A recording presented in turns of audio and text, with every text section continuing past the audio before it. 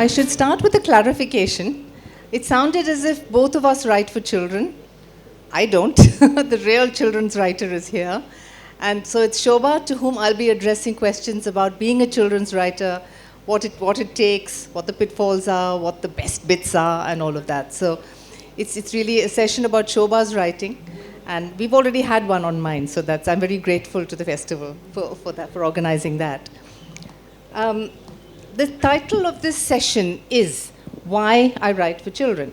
But there's another thing I want to clarify before we even kick off, which is that there's a whole lot more to Shobha's work than just writing for children.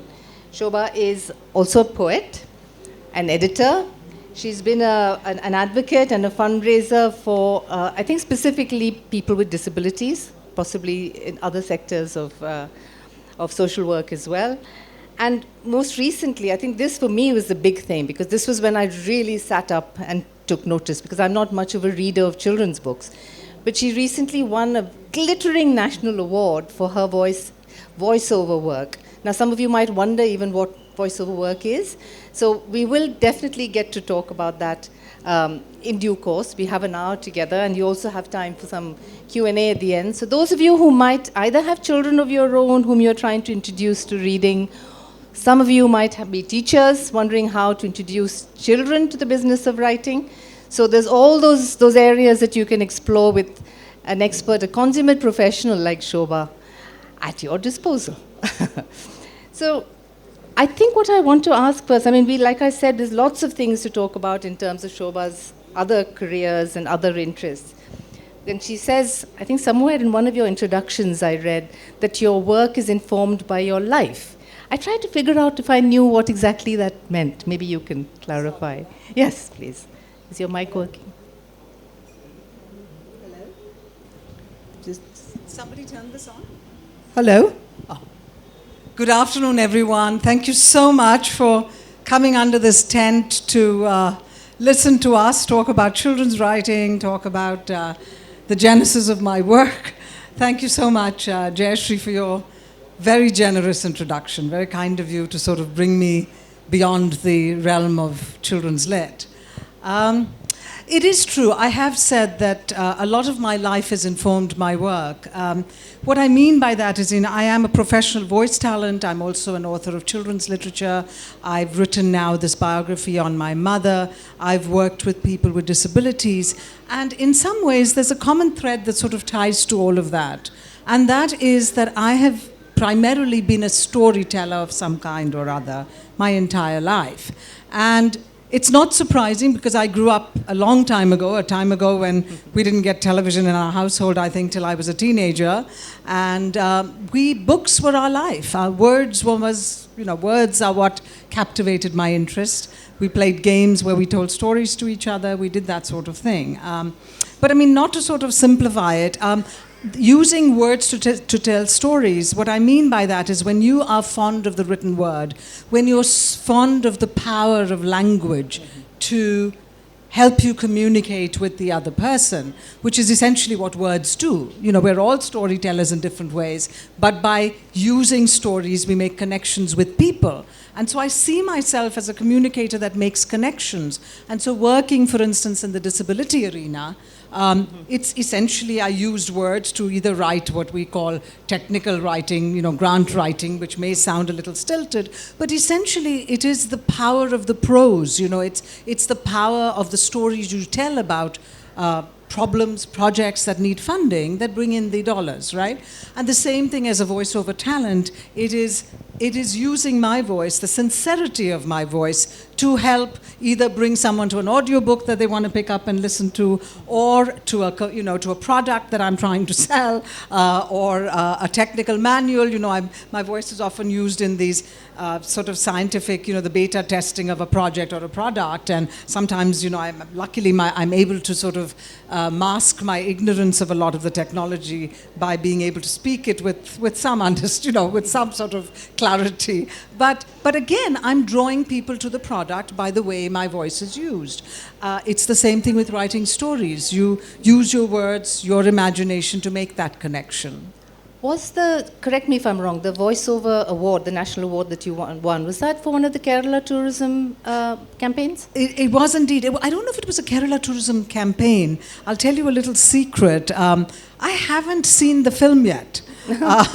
I'm going to see it this evening, though, because I'm in Trivandrum and I caught hold of the director and said, this isn't right. I won a national award. I want to see my movie. I can't believe that. I mean, how does voiceover work? So what happens is you get the script, you sometimes get the visuals when someone's working on a film, and then I sit in my little study in my home in California with sometimes headphones on, sometimes no headphones. I have a little mini studio, and I work in my pajamas and essentially give voice to the film. And then it goes away, meaning I send it off on the internet, and either a WAV file or an MP3 file, and then I don't hear from anybody ever again. And that's not always a good thing. Until the government emails and says you won an award. I had the wonderful joy of a call in July of last year where the director called and said, and at the same time my sister called because she was in India saying, oh my God, you're on the television, you've won this award. So it's exciting, but your question essentially was it on a Kerala tourism campaign? I don't know. I do know that they are part of the sponsors. Yeah. The film was called Rhapsody of the Monsoons. It was about Kerala rains, and whatever little clips I've seen, it's an exquisite film. I mean, visually, I don't just mean my voice. Definitely. And so we probably have Shobha to thank if lots and lots of tourists start flocking to Kerala, and especially during the monsoon season.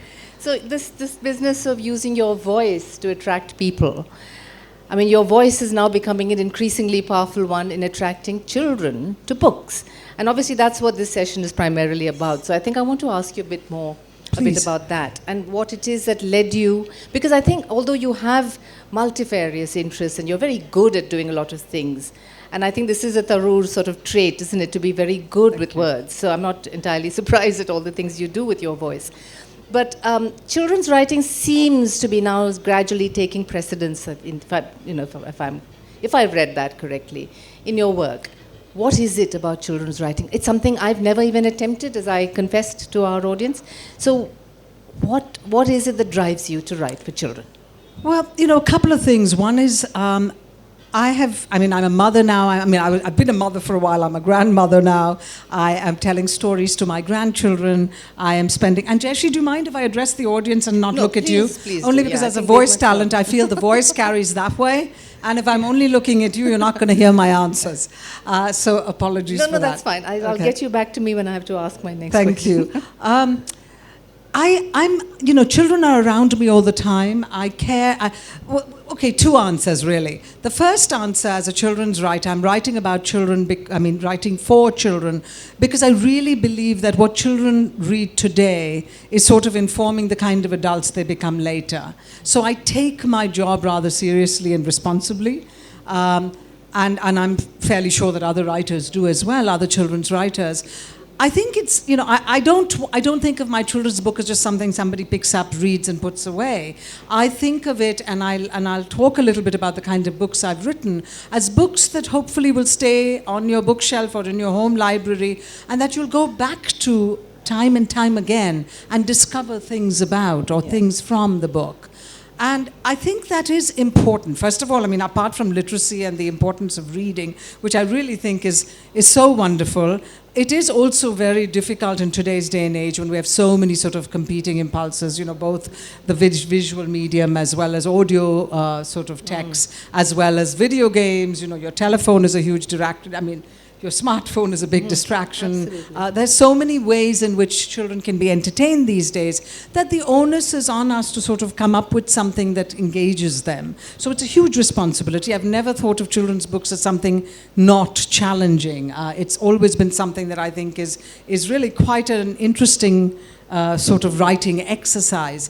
And I do believe, as I say to them when I go to schools and classrooms and all of that, children are going to be, they are the stewards of the planet. They are the ones who are going to be future leaders. They are the ones who are going to make decisions. If everything they read is, hopefully they're reading things that will inform their thinking. Mm-hmm. So, for instance, that book that you have on your lap. I do want to show it off, actually. Sure, thank you. This was the one that was sent to me by the publishers. It's called Parvati, the Elephant's Very Important Day. And it's absolutely charming. Shobha's going to tell you a little bit more about it before So this book, Parvati the Elephant's Very Important Day, is a book for young children. So it's what in America is called a classic picture book. And a picture book is a book that shouldn't be more than 1,000 words. It needs to have illustrations, and the illustrations are almost as important as the text, or even as important as the text, because very often little children who don't know how to read are thumbing through the pages first. Parents are sharing it, putting the child on the lap. I mean, I used to read to my grandchildren when they were a couple of months old. So obviously they're just looking at the pictures, but they're hearing the sound of the voice, the voice of the words, which is really important as well. And in this book, I'm telling you a story of an elephant. Now, we can get into a conversation about elephants later. I can't wait. But the way I presented this book is it's a beloved animal, it's a cherished animal, it is an animal in danger of extinction.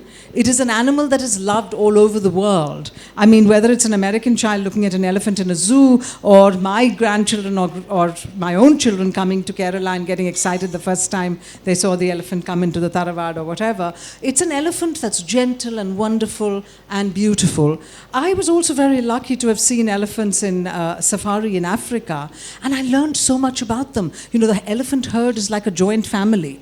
The female elephant takes care of all of the other animals, and there is a ammai and a or a masi, and there are family structure. And if something is wrong with the mother, then the aunt will take care of the elephant. And even in old age, like we have in our tradition of the 4 stages and getting into sannyasam, the elephant, when it realizes it's getting old, gets into that sort of sannyasam mode and takes herself away from the herd. Really? That's amazing. And goes and sort of lies near the water, so that there's at least water for the last few days of her life.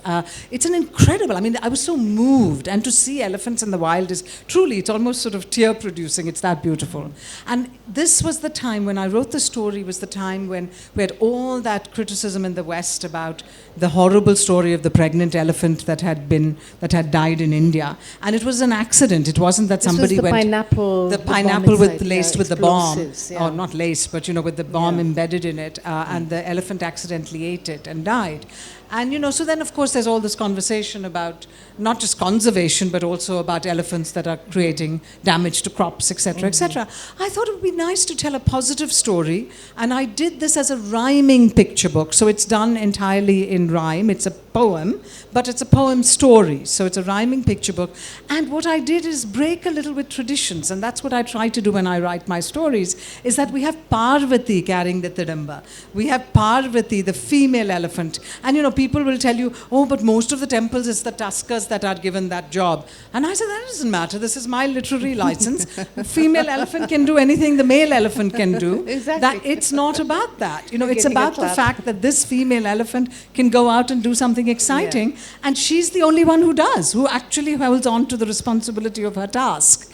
And then it was an opportunity to talk about the incredible sort of beauty and mythology and not mythology so much as the color of our costumes at the temple functions, the sound of the Panjavadyam. And HarperCollins was wonderful. They allowed me to use sort of Malayalam words to describe some of it. And we put a little glossary in the last page. And it's been such a popular book. It's a beautiful book. In fact, this is the most expensive of my children's books, but I think it's selling the most. It's a stunning clearly book. Clearly a Kerala story appeals nationwide, which is lovely. And, I obviously haven't read enough children's books in the last few years, but it's come such a long way. And yours is a perfect example of exactly the kind of thing that I didn't know was happening in children's publishing in India, certainly. Because I grew up reading books about English animals, dormice and rabbits. And right. My first story was about rabbits. It was Peter Rabbit. It was like a Peter Rabbit story in the Hindu junior section. We were stuck, and I used to wonder what a dormouse looked like, and who would have thought that you would ever get to see a Kerala elephant in a children's book. Now, isn't that wonderful? You see some huge smiles in the audience. Right. So, and with the words, as you said, the freedom that you felt to use Shiveli and Nettipattam and these words, which, this book is going to travel everywhere. I know you get published in America as well. Yes. So, and the glossary is good enough. We managed, even without a glossary, we didn't have Google. So you couldn't even look up what does a dormouse look like, or hobbit or whatever. And to be honest with you, because I grew up outside of Kerala, I used to see the sort of ornament on the head, learnt the word Nettapattam and was so excited. I may be mispronouncing it, but it's exciting to know what it's called. And I think it's the same thing with readers. When they discover a new word, it is exciting. Well, I know what that's called, right? Exactly. Yeah. And talking about, elephants in any case, before we move away from Parvati, because we've got lots of books and lots of other things to talk about. Whenever I'm living with my mother at the moment in Trivandrum, and when her television is on all the time, Shobha, I don't know about your mum, but Asia Net is sort of like a standard, it's a constant in that room. But the stories of elephants have really been dominating the news from what I can hear. Yeah. So it's something that I'm sure this audience is also very familiar with, is the conflict, the clash between humans and animals, and what do we do with it? What is the solution? You have Ari Komban and Chakka Komban and all of them creating havoc, mostly in the Idukki area. Yeah. So I don't know, you're I know a bit of a conservationist, and I think I know where you're probably coming from. But what do you think is the answer? What does one do? I'm not denying that we've just very recently, there is a publication, trying to remember, Sunanda Menon, I think, is something called 54 or 52, and I just read an essay that came out last week. Oh, it's not for children, in which they were talking about, 50 years of livelihood of farmers being destroyed by, some kind of marauding male tusker that sort of is wreaking havoc on the farmland. Yeah. Now, I'm not denying that we have that problem, but it is also important to remember that we only have about 35,000 elephants in the wild now in Asia. At a time, even as recently as probably less than 100 years ago, it was 400,000. In Africa too, Africa's conservation efforts for elephants started a little bit earlier because there was so much poaching. I think they have about 350,000 elephants left. But this magnificent elephant that is even part of, even Valmiki calls Sita's movement as Gajagamini, the grace of an elephant. It is this beloved animal that's sort of part of your and my consciousness, and hopefully our children and our grandchildren, but could not be there in the world. Doesn't sound nice. And I really thought it was important by sort of reminding, as you said, instead of a dormouse or a possum or something else, we have an elephant in the story. Why not? It's exciting. Yeah. That's one. Secondly, I've anthropomorphized the animal. The animal, this is the animal story. And the animal, if you look at the incredible 4 pictures that this beautiful illustrator has done, we have the Anna, she's having a bath on a hot day, and that excitement and the smile. And so many of children have told me that's their favorite photograph, because the elephant is so excited to have a bath and put water on her head. When that makes, and she's excited, she's afraid, she is, tired at the end of the day. These are all impulses that children feel. And when they feel that the animal is thinking and feeling like them, it brings them that connection to the animal as well, doesn't it? And so by bringing that connection, I think children begin to take on a sense of responsibility. Some of it is not as conscious today, maybe, as it will be in a few years. But we need to keep these connections going. It's only then that when they're adults, they're going to think in terms of how important it is to preserve this as well. We need to be able to live side by side. I'm not saying that it's right for an elephant to go around trampling farms that have been built for years and years and is the livelihood of a whole village. On the other hand, there could be other ways of dealing with it. We don't have to get rid of all those animals for that reason. I think to be fair to this very good festival is that they had a very big session conducted in Malayalam yesterday. I bumped into Anita Nair in the green room, and she was a part of that because she said she's a literary curator of the World Wildlife Trust or something. So it's part of her interest to be doing this. But they were discussing exactly this. What do we do? And what she said to me was that there are traditional ancient elephant corridors. And it's because people have started building haphazardly. Exactly. We have disturbed their own government habitat. Or the forest department needs to look at that. Is where do we put our houses? Where do we put our shops? Make sure it's not in an elephant corridor. We need to live alongside them, as you said. Exactly, yeah. You mentioned the rhyming. I was utterly enchanted by that in Parvati. Like I said, I haven't read a children's book for a long time, and I managed to get a very good one. It came to me in the post.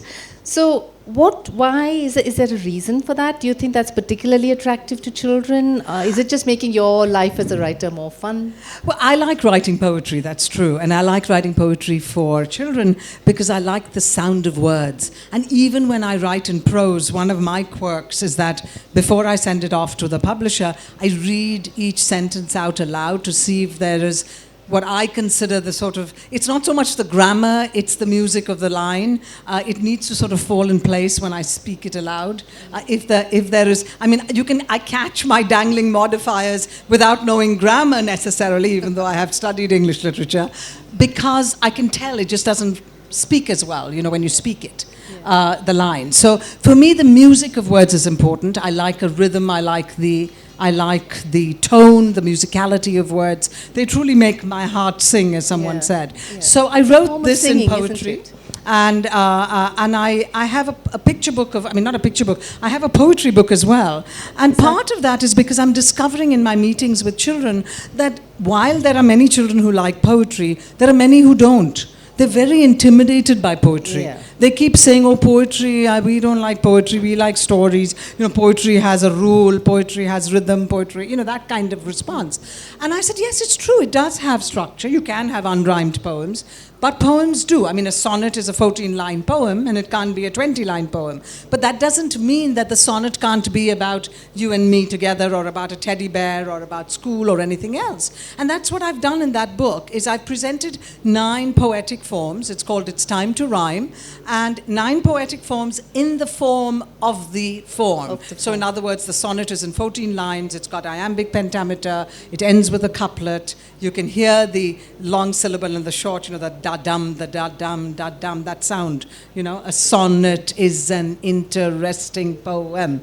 Its length is not a matter of your choice. Now, that's not how we'd read it, but you can hear it. You can hear the 10 beats. So I have that kind of a poem presented first, and then I have a really funny poem written in the entire sonnet style. And when the kids hear it, it's like a light bulb just goes off. And including the teachers said, oh my gosh, you're right, that is a sonnet. I said, yes, and it's about junk food and rolling on the ground with a stomachache and all of that. But it's not about death and dying and war and love and lust and all that we think of when we think of Shakespeare or Dante or Milton or anybody else's sonnets. So, there is an opportunity to use the poetic form and talk about the everyday.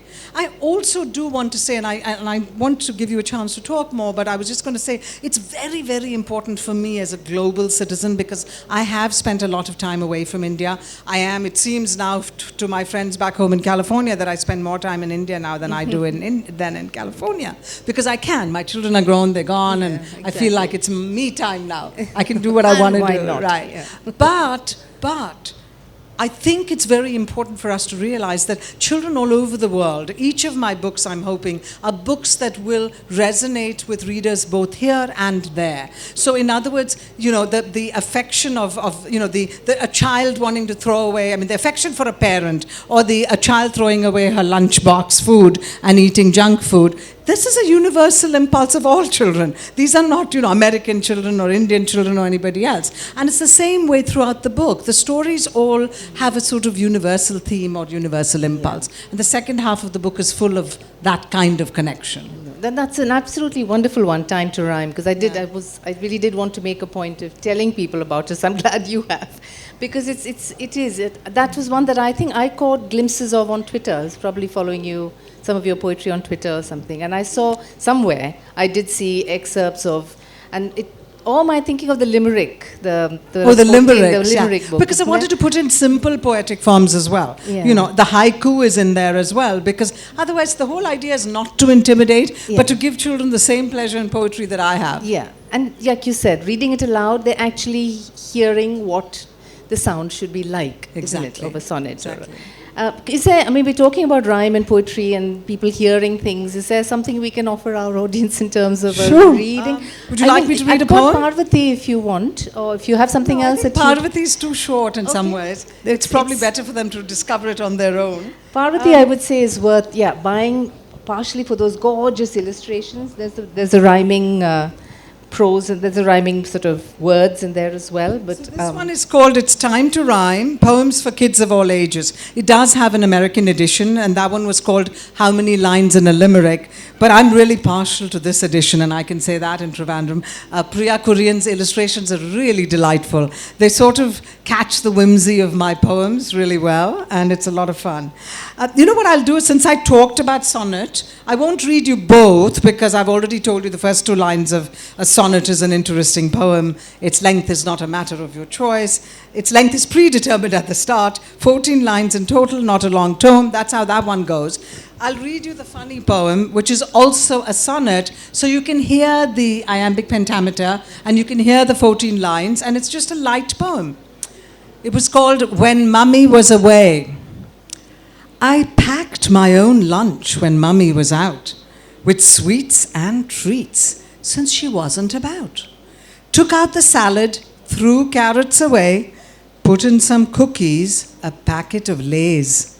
Filled up my thermos with sweet 7-Up, joyfully dreaming of fizz in my cup.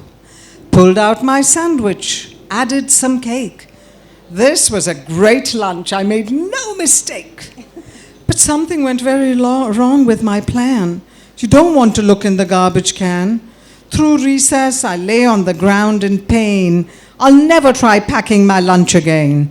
All that sugar gave me a tummy ache. Junk food for lunch is a major mistake. A little moral message as well, isn't there?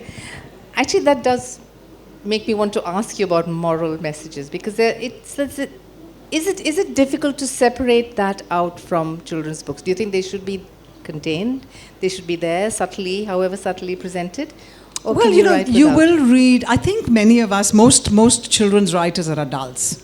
And, we're either mothers or grandmothers or teachers or have lived through life, have been kids. My friend sitting in the front, Kairu, is a beloved children's author who writes a very different kind of writing. Her Butterfinger series is adored by everyone, including my grandchildren. And it's a completely different style. It's a lot of laughs. It's a lot of clever wordplay. It's a story for slightly older children. So, we all sort of work within our own space. But I know there is a little bit of a teaching element in her stories as well. And she was a teacher, but forget the fact that she was a teacher. I think many of us want our books to endure. And in order for it to endure, we can't help but slip in a little bit of an educational component. So now if your book, so I did a book called Prince with a Paintbrush, the story of Raja Ravi Verma, which again was a big popular story, partly because we had brought Ravi Verma back into consciousness in some ways. And then Amitabh Bachchan talked about it at Kaun Banega Crorepati. Of course. Yeah, so, all that sort of thing makes it exciting. But what was interesting about the story is that just doing an illustrated biography where you're giving dates and time and showing the artwork, kids wouldn't have been as interested. And in this particular book, I framed it from the perspective of an 8-year-old. I had the 8-year-old's thoughts sort of come into the book itself. So we have a double narrative in the book. We have the 8-year-old thinking aloud, stuff like, oh my God, Ravi Verma got married at the age of 18 to a 12-year-old. Thank God today we don't have to do that because I'm already 8 and I'm not ready to get married in 4 years. So, when you have that kind of sort of the little comic bubble with the child thinking about it as well, the biography has a different life. So as a children's writer, even though the sort of pedantic or academic aspect of me wanted to make sure children recognize the galaxy of musicians painting as much as, Van Gogh or Mona Lisa or anybody else's art, that art, I also wanted it to be something that they would like and want to pick up and read.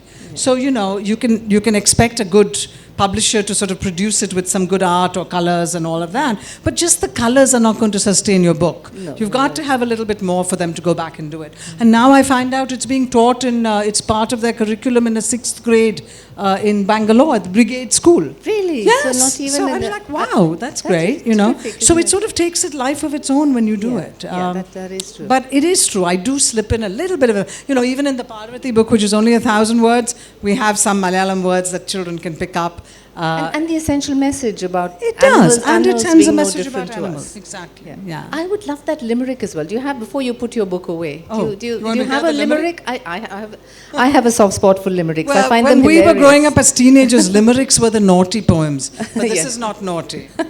We always heard, our older brothers or our uncles or somebody whispering these very mischievous, very naughty ones. Very That's naughty probably limericks. why I like them. But I want to hear what you did for children. These limericks are quite mild. But very simple. Yeah, because again, I follow the format where I tell you what is a limerick and then write the limerick. So it says, the limerick is a fun poem to pen. 5 lines reveal your acumen.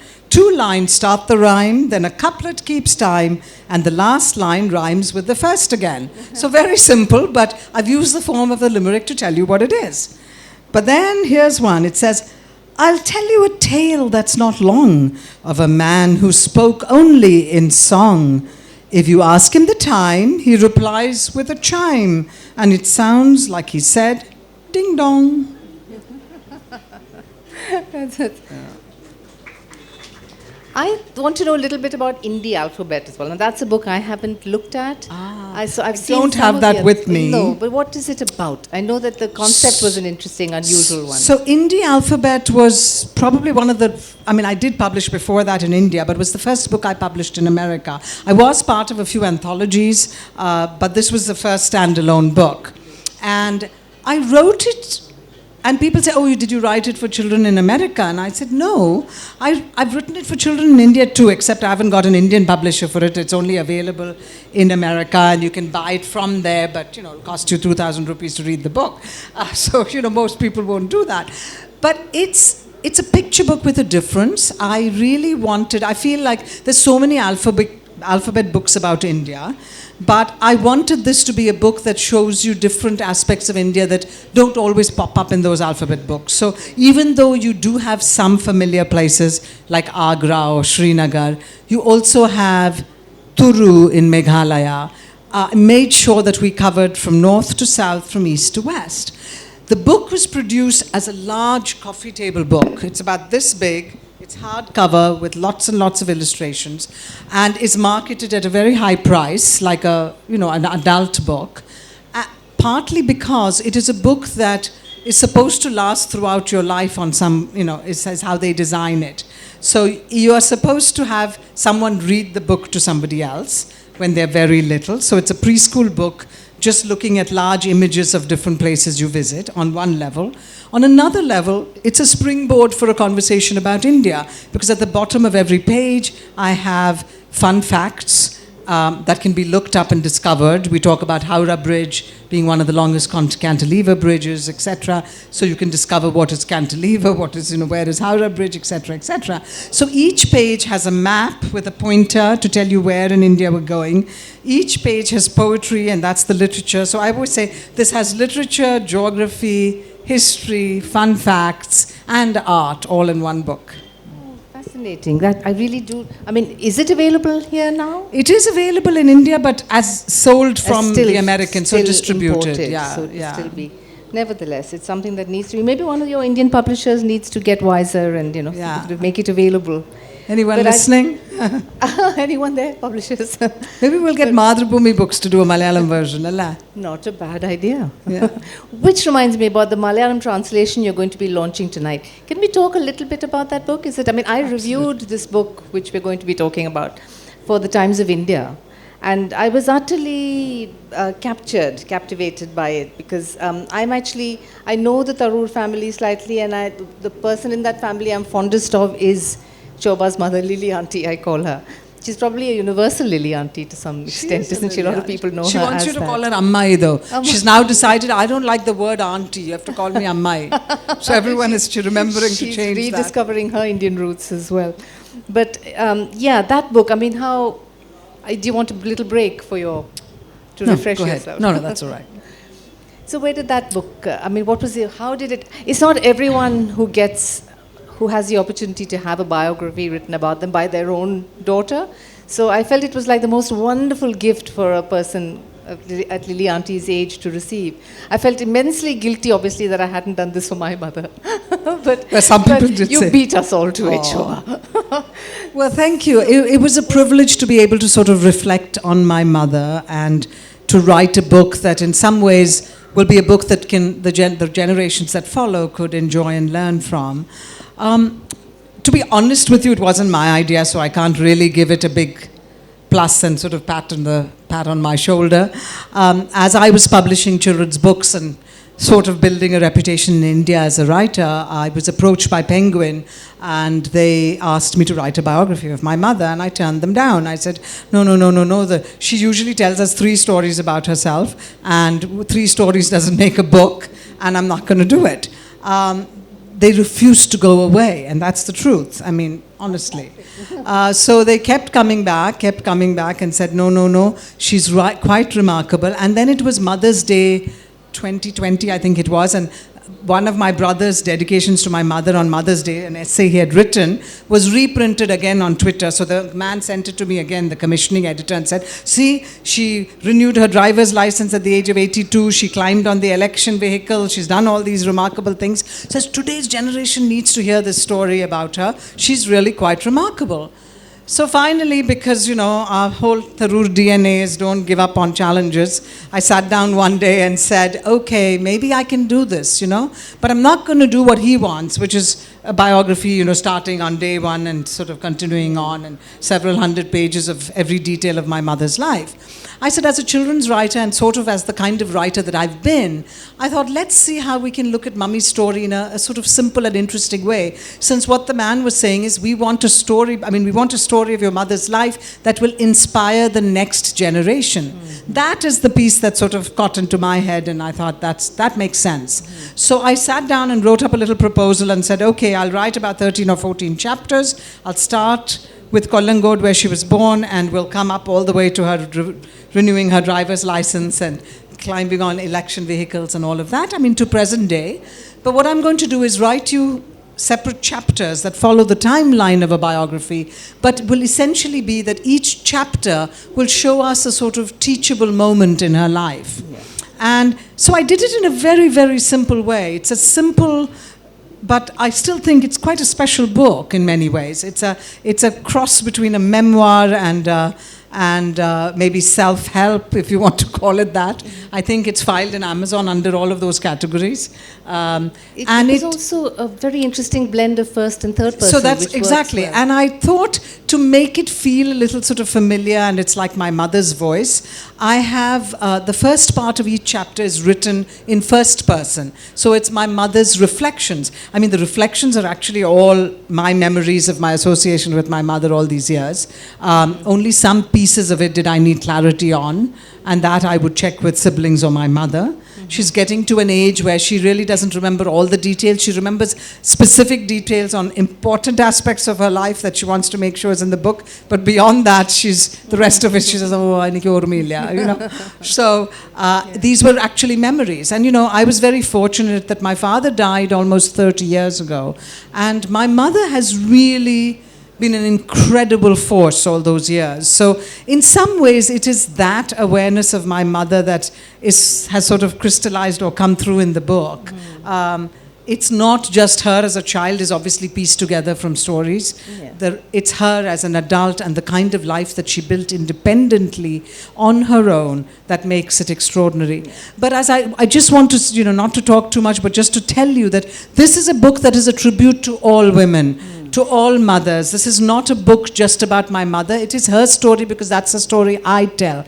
But I say in my author's note, this is a story about your mother. It's about all of you. It's about women who hold up half the sky, who do everything that needs to be done, often silently, or sometimes stridently, but are very rarely sort of acknowledged for what they do. Absolutely. And in fact, at one of the salons I had with this book, a friend asked me, oh, this is nice, but why didn't you write about your father? So I said, well, enough people have talked about my father. He's an adored man. People know about him. Nobody really knows enough about my mother. Yeah, it was time to tell that story. It's these untold stories, isn't it? Yeah. And you're absolutely right in talking about the universality of this book, because reading it, I kept thinking this could be my family story. Exactly. Very similarly, my parents went to England for a couple of years, came back triumphantly on board a ship. Exactly. All of this was happening to the Tharoor family as well in parallel somewhere. And probably to generations of other families across who had similar sorts of upbringing. And just to let the audience know, because there is going to be this book release later on, 5 o'clock, if I'm not 5 mistaken. o'clock, just before my brother's panel, he's agreed to release the book. Well, he's written the preface. So Shashi has written the preface to the book. Very candid, very honest. I was quite moved by that as well, because these are things that often a son, would not say about. The difficulties of he's living with his mother, or his mother's living with him at the moment. So the candidness with which he's written about that experience of, in old age, coming back together, that stage of life. And the afterword has been written by Shobha's brilliant daughter, Ragini, who is a professor of linguistics. She's a professor in the English department, but she did her PhD in rhetoric. In rhetoric. Yeah, but you're right. She's sort of framed the book from a critical perspective. Well, she intellectualized it so beautifully. Yeah, thank you. Talks about, I agree. The feminist theorist who talks about the voice. Not ventriloquizing the voice. It's called speaking nearby. It's a particular critical literary term, and the notion is that I'm grateful to her. She compliments me for having written the book without ventriloquizing my mother, right? Yes, and she says you're sort of, it's called speaking nearby, where you use the voice in your head and you sort of present her story without necessarily using her specific words and her thinking, When I'm certainly in the West, when people write about their parents, it's usually a misery memoir, and it's all about how awful their parents were. There's one I saw in the bookshop the other day saying, "Mummy, don't hit me." That was the title of the book. Oh my God. So, that's the kind of thing you normally get. So every mother should be so grateful to get a book like the one Shobha's done for her mother. It's very touching, really.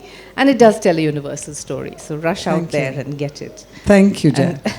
But I do have to ask you whether that was easier to write than the ones you do for children? Because I think I've labored under a misconception that writing for children's easy. It's bloody no.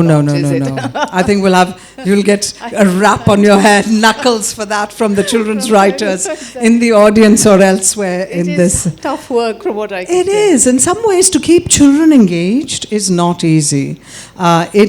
You can get away with writing, if you wrote about your husband who beats you or something and publishes your book, lots of people will buy it and it'll sell many more copies because it's a interesting story. You know what I mean? We can't get away with that kind of thing by writing. You have to be very specifically, even though your message may be to want to educate, you still have to be able to have the kids come back to you. In fact, what was interesting is I was reading in today's that Mathrubhumi paper that comes out for the festival paper. There was an interview with the man who was in this panel just before us, Gabriel Garcia Marquez's grandson, and he said something very interesting. He said that my grandfather always told me that a writer should never hypnotize his readers because then you've lost them. You've got to keep them engaged and aware and open-eyed and interested in what you're doing. If you don't do that, you've lost readers forever. So writing children's books isn't necessarily easy. Was my mother's book easy to write?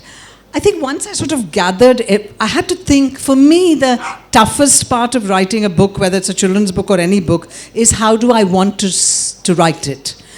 So each of my books are very different. Even the collection of short stories, my most recent book, is a very different kind of, both in terms stylistically, thematically, in terms of presentation, it's different. So I look for unique ways to frame my books. And every one of my books are framed differently. So I had to think, how should I frame my mother's story, since it's not every day of her life. It's not a traditional, biography.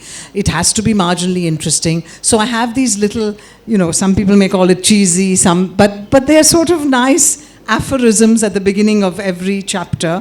You have one like, Tagore's line which says, you can't cross the sea merely by looking at it. So, that initiative that needs to be taken. And so that chapter's sort of the aphorism is almost like the thesis for an essay. The chapter will talk about ways in which my mother sort of went outside her comfort zone and did things, right? Yeah. So each chapter has that aphorism. So those are the kind of things that took a little bit of time to think about.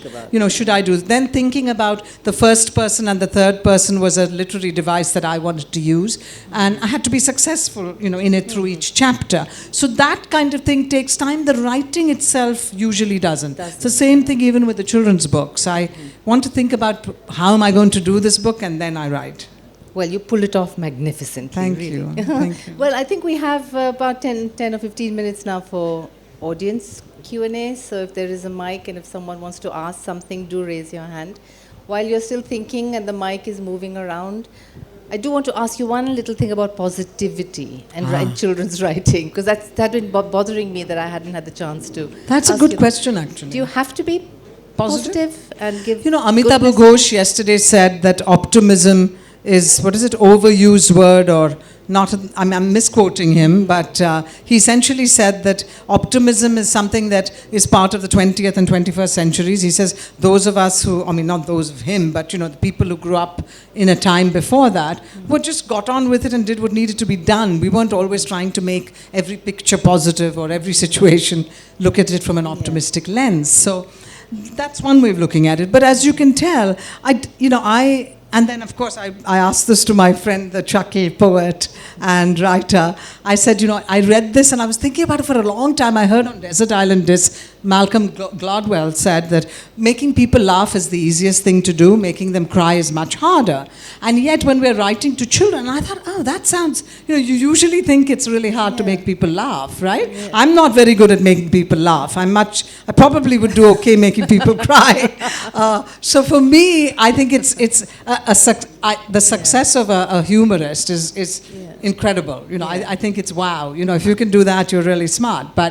But the reality is, there is something to be said about putting the reality out there without necessarily being fully positive. So since the Parvati book is a book that obviously is a picture book, and usually librarians, teachers, parents are the curators of these books, the children don't go and pick them up on their own, I do have an author's note that I wanted to put into the book that addresses some of those harsher aspects of the animal community connection, just so that there are critics and other people thinking about it.